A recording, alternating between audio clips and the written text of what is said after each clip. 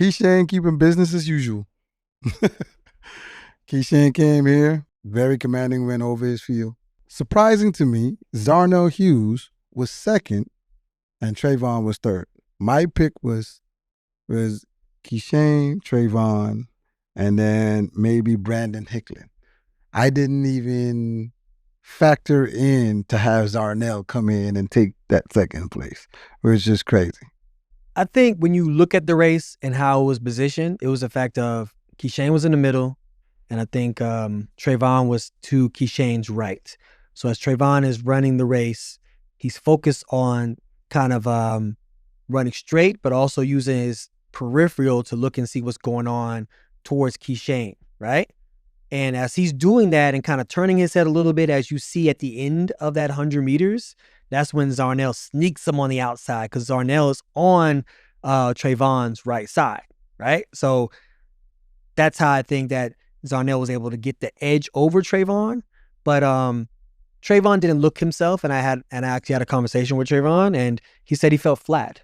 And that comes with the territory, bro. You know what I mean? Sometimes when you are running very fast at practice and maybe your cool down time or rest period to get ready for a race, you may end up flat sometimes. Or it's just a fact of travel makes you flat and you can't get it off your legs, you know? So watching his race, he seemed a little sticky at like the 60 meter to 70 meter mark, and he really couldn't kind of hit that gear or kind of roll with Kishane through that run. Because, I mean, Kishane runs 9.85, right, in this race. And the way he does it, he just kind of just builds up from the start and just keeps going and getting faster, faster, faster, and faster. He has a smooth, dry face transition, top end speed. There's no like separation in it. And he does a great job of that. So when you're racing against someone like that, you have to make sure that you are popping in all your segments so you can roll with that. And it just didn't happen for Trayvon today. Trayvon's already a 9.8 guy. He's already shown it this year with, I think, a 9.86 under his belt. Mm-hmm. So it's not like he can't run that time. And we know he can. It's a fact of being prepared and ready on that day. It just wasn't his day to do so. 100%. I think Zarnell Hughes having no pressure, it was easy for him to close the way he closed. And then he's a great 200-meter runner. So holding this top-end speed is going to be very, very good for him. Trayvon got a little bit long in the end trying to get to the line, which cost him the second place spot. So at pre. You said Hickle. Talk about Hickle too. You said he's a guy, you gonna put him on the list? Brandon Hicklin is on my RSG list. He definitely is. This is his maybe third or fourth time subbing 10 seconds legally. Yeah.